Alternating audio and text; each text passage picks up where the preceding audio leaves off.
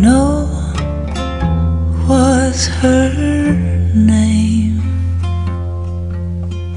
No was the lion that no one could tame.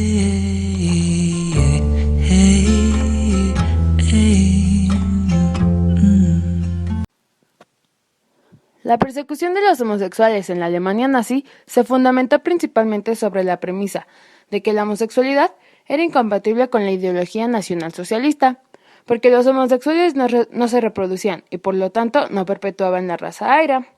La homosexualidad constituía una de las pruebas de degeneración racial, que, además, se transmitía por vicio de unos individuos a otros. Para ello, las autoridades debían poner todos los medios a su alcance para evitar su extensión. La libertad de prensa que hubo durante la República de Weimar provocó una explosión de un material impreso sobre la homosexualidad, como Der Eigene, editado por otro grupo de defensa con los derechos de otros países, Heimat de Heirat. Durante este periodo entre guerras se publicaron 30 diarios, revistas y boletines diferentes dirigidos a los homosexuales. Como se puede apreciar, toda la prensa estaba enfocada en una nueva especie, los homosexuales, que no se definían entre hombre y mujer.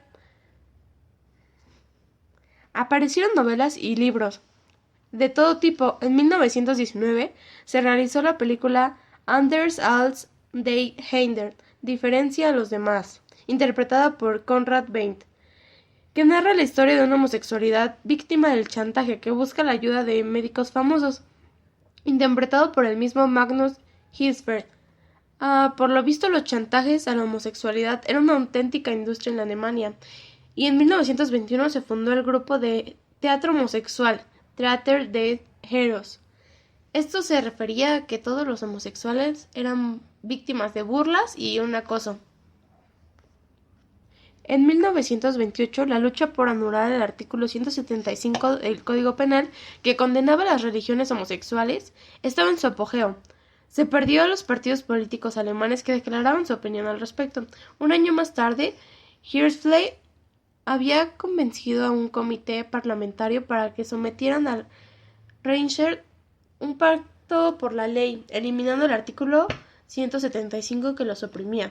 Todos los delegados a los demás partidos políticos alemanes, incluyendo el Partido Comunista Alemán, votaron a favor de que se retirara el artículo 175 en la votación del comité. Por lo tanto, el Parlamento estaba virtualmente a punto de reformar el código, cuando el hundimiento de la bolsa de valores, el crack de 1929, la crisis financiera mundial, surgió y anexó a Australia, dieron el contraste con dos nuevos proyectos de la ley. Decadencia y desaparición del movimiento homosexual. En otras notas de los periódicos, los estudiantes de Deutsche Studentschaft, organizado por el partido nazi, desfilaban frente al instituto homosexual. En Berlín, el 6 de mayo de 1933, antes de saquear y confiscar los archivos, libros y fotos para quemarlas. Como se muestra en la imagen, este es el símbolo de la homosexualidad nazi. Es un triángulo rosa, con el cual se marcaban a todos los homosexuales en los campos de concentración, al igual que a los judíos, gitanos, entre otros.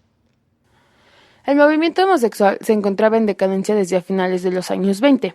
No haber alcanzado la eliminación del SS-175 había sido una decepción después de haber conseguido el primer trámite. La eliminación nunca llegó a realizarse. En 1930, Alemania comenzó a igualar su código penal con el de Austria, que exigía el mantenimiento del artículo. Las discusiones continuaron hasta la llegada al poder de Hitler.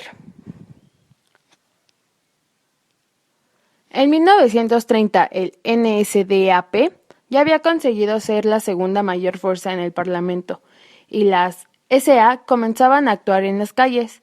El ambiente era tan peligroso que Hirschfeld no volvió en 1932 de uno de sus viajes al extranjero y se dirigió directamente al exilio en Suiza. En 1932 murió Rathwaite, uno de los grandes pilares del movimiento homosexual, y en 1933 murió Richard Lindstrom, que había sido muchos años secretario de uno de los elementos fundamentales del Comité Científico Humanitario, que se disolvió tras su muerte. Como nos enfocamos en la partición de la historia a partir del artículo 137, el cual denegaba que los hombres y mujeres no podían casarse o tener una relación homosexual. Homosexual se definía como relación entre hombre y mujer del mismo género, los cuales vivieran como cónyuges o tuvieran lazos maritales. No solo por el gobierno, la iglesia tenía mucha influencia, así que la iglesia los veía como un fenómeno creado por el diablo. Desde sus inicios en los años 60, 70, 80, 90 hasta el siglo 2000, fue cuando los homosexuales empezaron a tener más derechos y considerados como personas normales. Ahora no solo es el término vestirte o sentirte mujer u hombre, además de tener una vida más abierta. A nuestra historia se le suma que pueden adoptar hijos y vivir de una manera normal, civilizadamente, como todas las demás personas. Esto fue todo por nuestra parte. Somos el equipo número 2, dirigido al profesor de Historia, EVM Hispano, grupo 414. ¿Okay? No was her